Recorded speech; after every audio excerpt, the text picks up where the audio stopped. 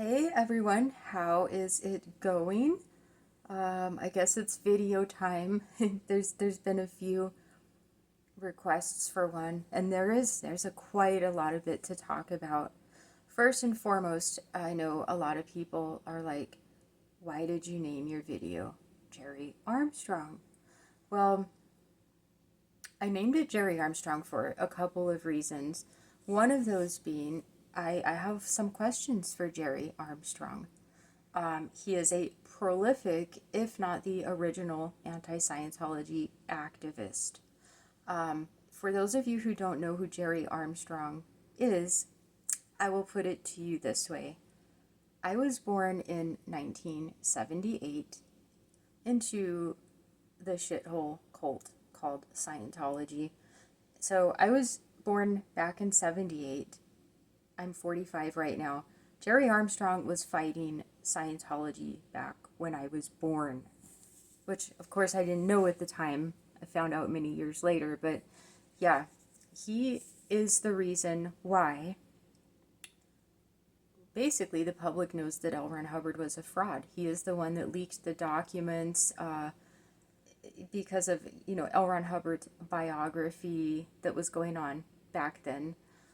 Gerry Armstrong is the one that realized that L. Ron Hubbard was a giant lying fraud, and Gerry Armstrong went public with that. And he has faced so much craziness. I can't, I'm really bad at telling other people's stories, which is why I don't like doing it. But I would just say at some point, for those of you interested in the anti Scientology scene, I tell people all the time, I say, hey, this anti-Scientology fight has been going on for over 40 years. It's not brand new. I think protesters and people need to know that this is a movement that has existed for 40 years. I've been a part of it for, I think, going on 18. So there's been people like Gerry Armstrong, and that's Gerry, and then Armstrong, if you people out there would like to research him. He's a wealth of information, and he lives in Canada, not because he wants to. That is a story in itself, but he's pretty much, I don't know how to explain it. I don't want to say ostracized, but like legally he has to stay in Scientology, or he has to stay in Canada because of Scientology. They did something and punished him legally some way, so he's stuck in Canada. Did I botch that one up or what? But for a Canadian, he's someone that's very well versed with the US government in regards to religion, Scientology being a religion, and how it correlates with the IRS and tax law here in America. So I just wanted to give an introduction of that. And Gerry, thank you, by the way, for everything that you've done. Now, I want to ask you, because I was watching recently, it was an interview with you, and as everyone jokingly knows, Fellatio-Anzo is what I call him, your sidekick. I would like to ask you, as a man of your prolific stature and lengthy history of activism and knowledge and pretty much crushing the boundaries within the cult of Scientology. I mean, you are the original person to do that, and you've done so about 50 years ago. I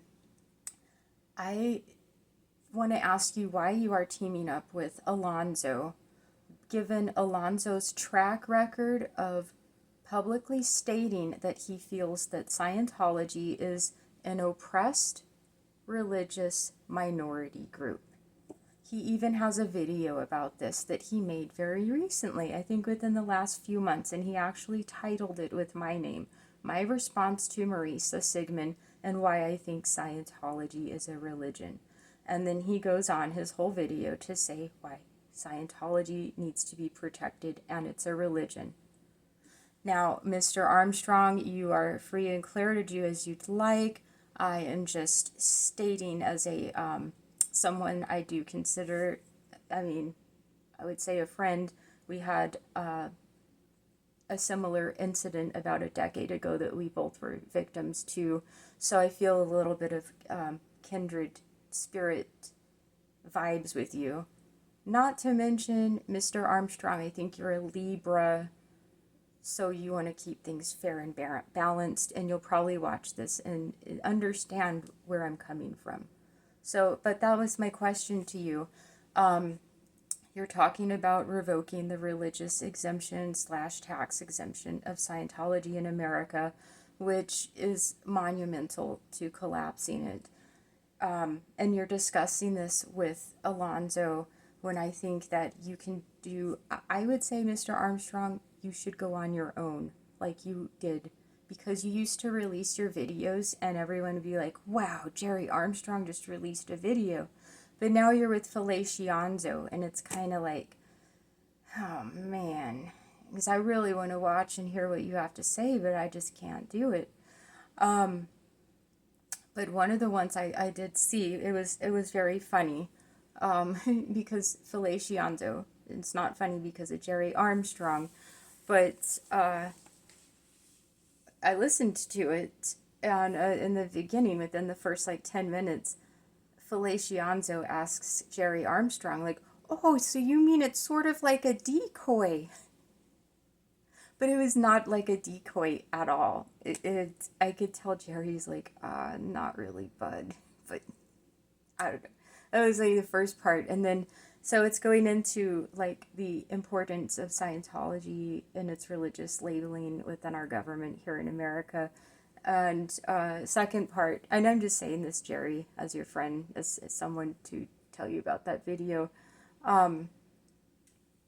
There was a part where you were talking about like I think it was a 2 million or 20 million. I could have sworn it was 2 million. A $2 million check that was trying to be passed fraudulently, like an L. Ron Hubbard check. And Alonzo butts in and says, you mean to tell me someone did forgery? And then Gerry Armstrong's like, no, that's not what I meant. So I guess my point is, I think that when discussing such pertinent items like the religious exemption and financial details and things where you need to have a little bit of technical knowledge, Gerry, you are like mountains and mountains elevated above Fellatio-Anzo's intellect level. And I say that with all due respect. So that's why I say I just think that you should go on your own, like the Gerry Armstrong channel, or you could definitely get on a channel that with much larger following, because you have an amazing story. You are the original person to have it publicly known. I think without Gerry Armstrong, this movement would not be here where it is today. It may possibly not even exist at all. So anyways, I think that's the main thing, is how can you talk about collapsing Scientology when you're teaming up with somebody that wants to save Scientology and openly says it's an oppressed minority religious group. That's the main thing. And yeah, I also want to see if like my house is going to explode, or I'm going to have people scaling my walls or doing something bad to me because I'm saying Gerry Armstrong's name. All right, so that's the first part. The second part is, I think that, obviously this thing that's going on with Doug and Fellatio-Anzo's tirade, I'm going to just leave this out here and you all can, mentally digest this as you see fit. And I don't feel comfortable, honestly. I don't like talking about dead people. I think it's just kind of like bad karma or something. But I will talk about them if it's like a dead friend of mine and I see somebody trying to like desecrate my dead friend's name make up lies about my dead friend, or do just really shitty things like what we're seeing right now. That's when I will speak up about my dead friends. And it's kind of like a nuclear war with me. If you have to take it to that level and be such a trash ball that you have to talk about dead people and seek revenge against dead people, and using dead people as your weapon to get revenge on people that you feel that wronged you. That's a pretty slimy thing. But unfortunately, that's what we have going on right now. What a lot of people may not know, and I am going to just openly say this. Now, the man that I refer to as Fellatio-Anzo, it's like a Italian mafia name, like Alan Fellatio-Anzo Stanfield of the Gambino crime family. Yeah, no, it's Fellatio-Anzo, Alonzo. What a lot of people do not know is that a large part of his falling out with Doug, and many people observed this and witnessed this, so it's not like I'm talking out my ass sharing stories. This isn't story time. This is like publicly factual information. Alonzo became fanatically obsessed with Zero Dark Tony. Okay? I mean, like, and this is about a year ago. And at the same time, I was having my little public disagreement with Zero Dark Tony as well. But that's entirely separate from, like, the Alonzo aspect. But they do sort of connect. And I'll tell you here right now. So yeah, Alonzo was hanging around trying to intermingle in Doug's affairs. No, Alonzo, you did not make Doug's channel and Doug who he is today. That's absolutely funny. You did not make Doug the California surfer, stoner, actor dude that he is today. Like, you did not create that at all. Maybe you gave him some ideas on, like, show names or things to talk about, but you did not make Doug who he is today. That's why Doug is about 15 times more popular than your channel, is because you did not make Doug who he is today. I'm going to discuss the history of Alonzo, and keep in mind, I am someone that has been around the anti-Scientology movement since 2008. Technically 2006, but I just say 8, because that was the year that the anonymous movement began. So Alonzo began as a blog writer, and he used to use an armadillo as his little logo, not the Buddha face that he has today.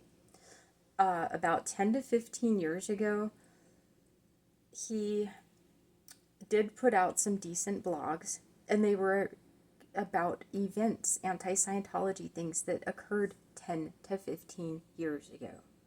So you have to remind yourself, there was no Aftermath, there was no SPTV Foundation, there was nothing, no Leah Remini 10 to 15 years ago. Things were extremely different back then. So Alonzo would write blogs. Everything, the anti-Scientology movement was primarily spearheaded by, like, the older, I guess, first generation crowd, you know, like Marty, Mike, Karen, and just all those people that, like, you know, like my parents, those type of people. They're the ones that kind of controlled the roost for a while, and, you know, Tony Ortega. So I don't know what happened to Alonzo over the years, but somehow he was wronged by certain people. So he has a story. Like, he joined Scientology, I think he was about 30 years old. So, you know, he was a grown man. He was not a child. And so he found Scientology on his own volition, is my point. So this stuff that is going on with him right now is, I don't know how to explain it. But back to his history, instead of telling Alonzo's own story, what he began to do was tell like everyone else's story about people that Alonzo dislikes. Okay, so we'll take the Steve Mango story with Karen, for instance. That was Steve Mango's experience. Alonzo used that story and kept writing about it instead of Alonzo talking about his own experience with Karen and why he has problems. He uses everyone else. His recent ramblings on his wall, how he's pouting. Okay, and keep in mind, Alonzo is a 60-year-old man. He's going on 60, if not already there. He's openly pouting on his channel that he has no friends. He doesn't have best friends and no friends at all. And he's saying it almost in this like, feel sorry for me, pity party sort of way. Now, I was raised in Scientology, but I also did go to college in my 20s. I think it was around, I was 22 the last time I had anything to do with Scientology, and I think that was the age I began college. So, one of the first things you learn, like basic common sense things in psychology classes, is like, if you're 60 years old and you're unable to maintain one friendship, that's a huge red flag that there's something wrong with you. Okay. So I've been around this movement just as long as Alonzo. I have numerous friends, whether they are ex-Scientologists, second gens, audience members. I mean, people who leave comments. I became very good friends with several of them. So yeah, I've made a decent amount of friends over the years. Alonzo does not have one. Now, there is a reason for that. And it's all Alonzo's responsibility and his doing, basically. Okay? Alonzo does not have any friends because Alonzo doesn't know how to treat people. And Alonzo does not understand what the word friends even means. Okay? So what he'll do is he'll siphon off of your story and he'll use you and act nice to you, but then he'll just get really creepy and weird. He was doing that recently about my nephew's death. My 9-year-old nephew that passed away in a house fire because, yes, technically it was a house fire. That is why he died. But ultimately, Scientology's policies and rules where staff members have to be on post 18 hours a day and leave their kids home because they're not the greater good for the greater cause or greatest good for greatest cause, that's the policy that led to my nephew's death. Because my sister was instructed to leave her children home because they're not the greater good for the greatest cause, and she has to go save the planet because she's the executive director. So yeah, just foolishly, she shouldn't. That's kind of what happens when you're brainwashed, though. You do shit like that. So, she goes off and does her thing. The house catches fire and my nephew passes away. Yes, again, caused by a fire. Ultimately, Scientology's policies, though, kind of led to that happening. So Alonzo is obsessed with dead bodies. I think he might have a little bit of a necrophiliac fetish going on, if I had to guess. But he was constantly in my thread asking about my dead nephew and sort of trying to challenge me, like defend that like Scientology has nothing to do with his death. But just the way he was going about asking me the questions was very strange, considering he doesn't know me, he doesn't know my family, but he does that, and it's like his little way of manipulation.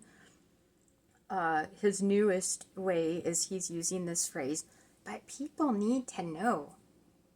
People need to be aware of this so they can make informed choices. No, Alonzo, people don't need to be informed, and people don't listen to you on what choices they make. Okay? I don't know one person that would listen to you on how to make choices. So you should stop using that phrase, that people should be aware. What people are you talking about specifically? I think the only people that would need to be aware of the majority of these situations are ex-Scientologists or those directly connected to people that are being discussed. That's probably the only people that need to be aware, as far as I'm concerned. Also, Alonzo Fellatio-Anzo, he did say on his, whatever it is, somebody showed me a screenshot, but he is saying that he's going to go public about Doug threatening his dad, and that it's a public danger that people should be aware of. that was the funniest one. Okay.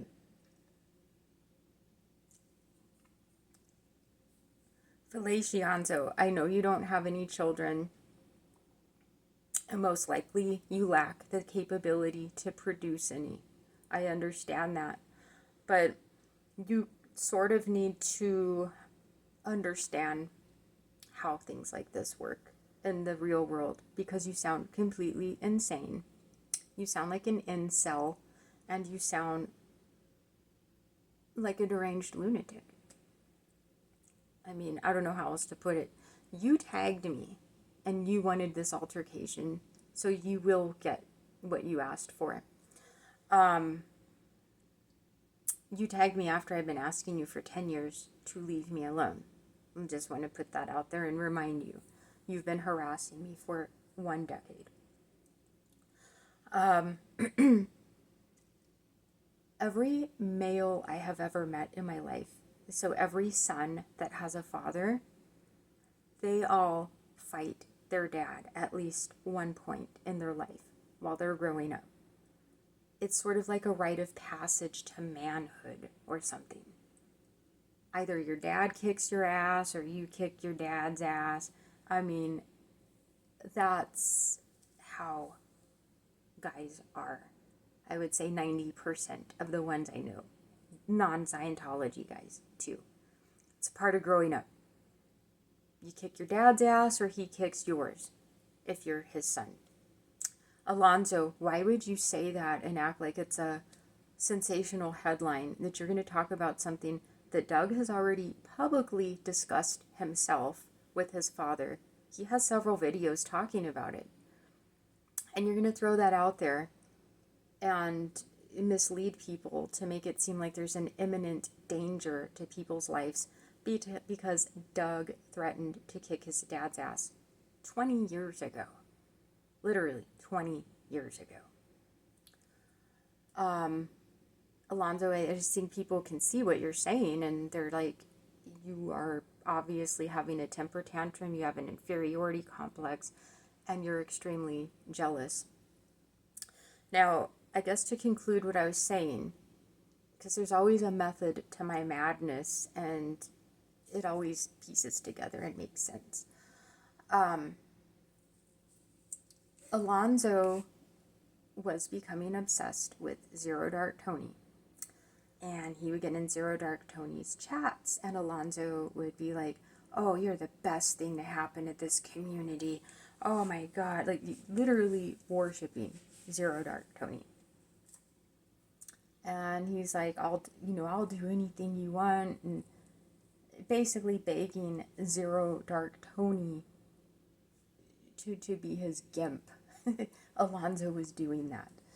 So, as I said previously, I was having my fight with Zero Dark Tony around the same time, and Zero Dark Tony wanted originally to use Fellatio-Anzo, sort of like his writer, like he's going to be Zero Dark Tony's writer, so he can right, whoever Zero Dark Tony's mad at, Alonzo will be the official writer. Alonzo was stoked and was like, yeah, I'm ready. I'll write about whoever you want. And it was going to be a lot of people. I was one of the first ones, but it was like basically everyone. Me, Doug, of course, the usual suspects that Zero Dark Tony has had blowouts with. But yeah, Alonzo was on board and was willing. It was going to do all of that. So one, I would say, positive attribute about Zero Dark Tony, even though we had you know, our little blowout, I will say that he does not like rats, snitches, narcs, liars, or people pandering to him. He does not like that, which is a good thing because I'm kind of the same way. So if you approach him and you're like, hey, I want to be your little gimp. I have a lot of information for you and I'll do whatever you want. And it kind of comes across really syrupy and sugary and that you're just probably a piece of shit human being. So Zero Dark Tony could sense that about Alonzo, and he chewed him up and spit him out. So it was funny. I actually think it was hilarious what Zero Dark Tony did to Alonzo. And it caused Alonzo a lot of public humiliation, but much well-deserved humiliation. So Doug found this out and obviously was not too thrilled about it. It was just like, wow, Alonzo, you're gonna go work for Zero Dark Tony and basically be his mouthpiece about whoever he wants. And Alonzo's like, yeah, I think that's a good message and blah blah blah. So, but it was funny because Alonzo had these high aspirations and hopes of being Zero Dark Tony's like assistant and partner in crime. And then Zero Dark Tony basically was like, F you, you little rat bastard, get out of my face. Like, it was just slam dunk public humiliation. So I know Alonzo still feels stupid about that, because he was basically begging Zero Dark Tony to backstab what few remaining friends he had left. So Doug knew about that, and Doug basically was like, I'm done with you, Alonzo. Like, I'm done. Not only that, there were a few projects Doug was working on in the final latter part, projects he wanted to do. For instance, and I have mentioned this before, he wanted to work with Dana and collab with her on shows, more along the Charles Manson process church subject matters. So he was looking forward to doing that. And Alonzo pretty much interfered with Doug's interminglings with people and took it upon himself to act like Doug's manager, which Alonzo has a creepy habit of doing with people. Like, he's very invasive. He's invasive and like starts trying to act like he's your boss. It's really, really freaking creepy. So yeah, Doug was basically like, adios, Alonzo. And I think so Alonzo screwed up several things for Doug, because if you're approached by Alonzo, you will know it's usually a very awkward exchange, and he does not really know how to, talk to people, specifically women. So, anyways, he screwed up several projects for Doug, and Doug was just done with him. Then the untimely passing of Doug occurred, and, it's funny. I think it's like 7 months has passed, and now Alonzo wants to take all these swings at Doug. Like, Doug ruined his life, and, those talk shows where it's like those grown men that have diaper fetishes? They're like 50 years old and they want to wear a diaper and like pee themselves and have some chick feed them a bottle and change their diaper. that's kind of Alonzo for you, if I had to describe him. So he is like a 5-year-old in a 60-year-old body. Actually, I would say a 2-year-old. And, you either just let him go on with his ramblings and say whatever he wants, or you let the public know his history and his track record. Alonzo needs to take responsibility once again on why he doesn't have any friends. He has backstabbed all of his friends. So he's backstabbed everyone from the Aftermath Foundation. He spent like 15 years writing crap about them. And then I see him like a couple weeks ago, he writes a favorable article about Karen. Like, look at Karen's amazing article about blah, blah. And I'm reading that like, wow, Alonzo used Karen and amazing in the same sentence. Like he spent 15 years slamming that woman. Now, I've done my fair share of saying things as well, but that's because I'm someone that experienced auditing as a child.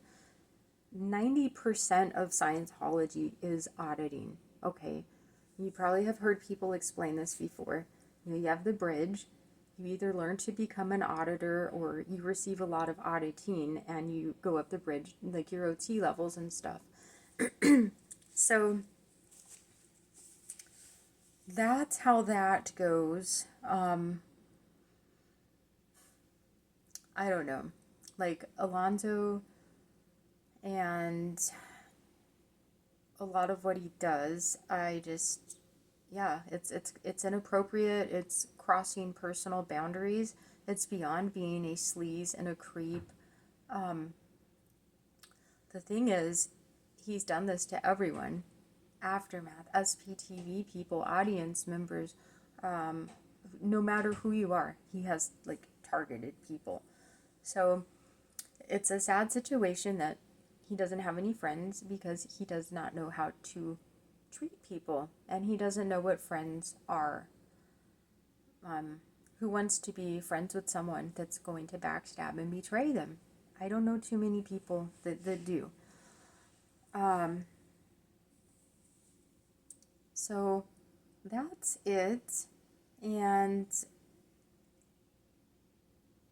I have a lot more to say, but I think I'll say it in like a different video. There's this other little weird groupie that watches Thomas Moo Anderson. Just so you people know about him, he's actually a liar that has nothing to do with the ex-Scientology world. He barely found this community within the last like 4 months probably. And he's a notorious troll that primarily jumps around to like comic book channels, and he'll go to comic book authors that are somewhat known and he'll steal their content and post it on his page. Someone sent me a dump on this Thomas Moo guy yesterday. There's so much stuff that's funny.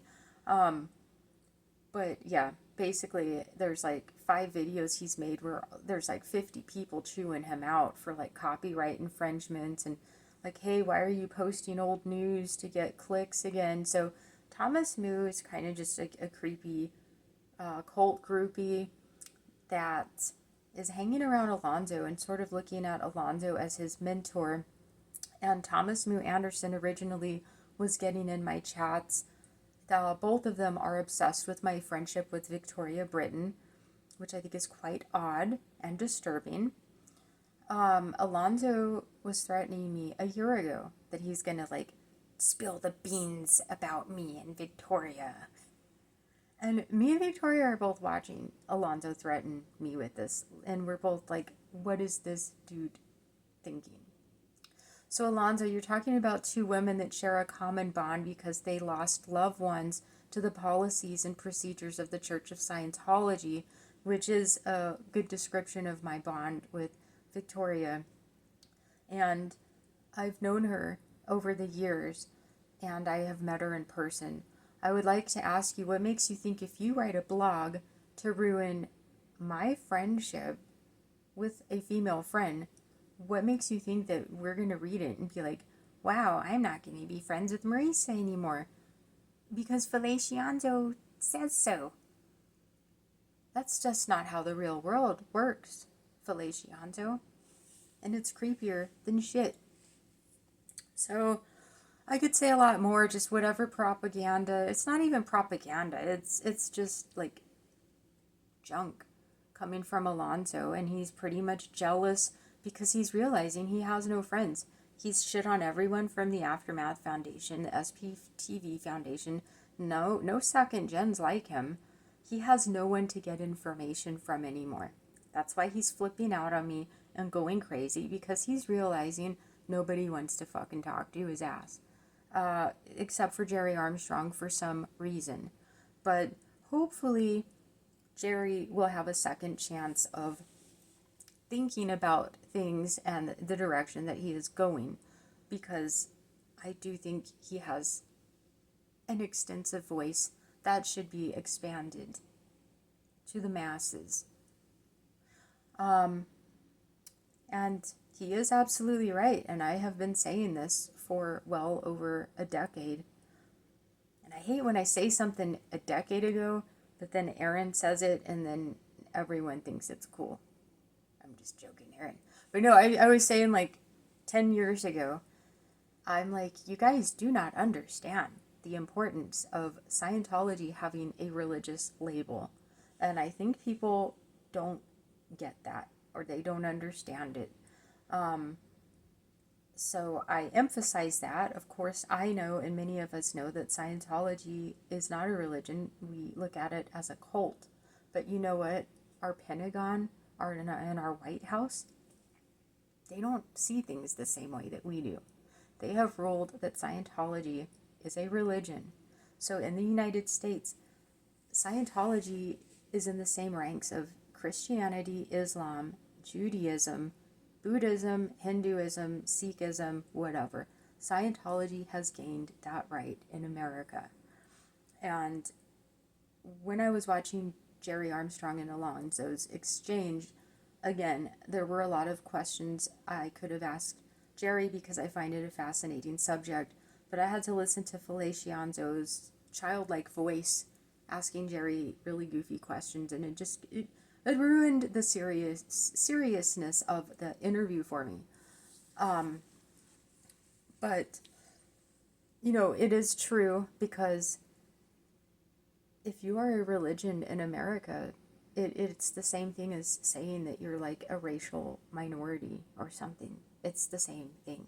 So Scientology can play this discrimination thing of like religious discrimination, blah, blah, blah, and it's going to be taken just as seriously as if someone from a mosque or synagogue made that same complaint. So people don't understand that. They don't understand like the importance of that in the United States.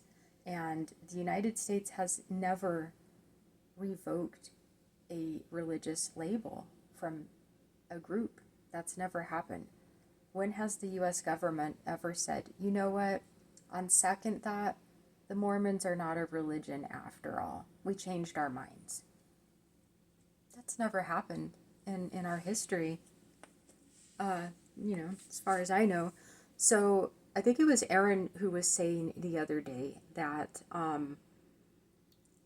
the only way that Scientology is ever going to topple, and this is what I believe, and I've believed for many years, it's going to take like someone running for president or some Congress member who, for whatever reason, takes it under his or her wing to tackle Scientology. It's going to take a big wig politician, like, I don't want to say Mitt Romney, but someone very well known. God, we have so many shitbags in office now, I can't even think of their names. But it's going to be like, it might even be like a future, like Trump's son or something. He has like 10 million relatives. So, but it's going to be like, it's going to have to be a prolific US politician to say, you know what, I want to research Scientology's religious exemption. That, or one other option that I've always said, David Miscavige would have to pull a Waco, Texas style scenario, like David Koresh style. David Miscavige would have to come out with like a bunch of shotguns. And you know what? If David Miscavige did that, our government would shut Scientology down like instantly.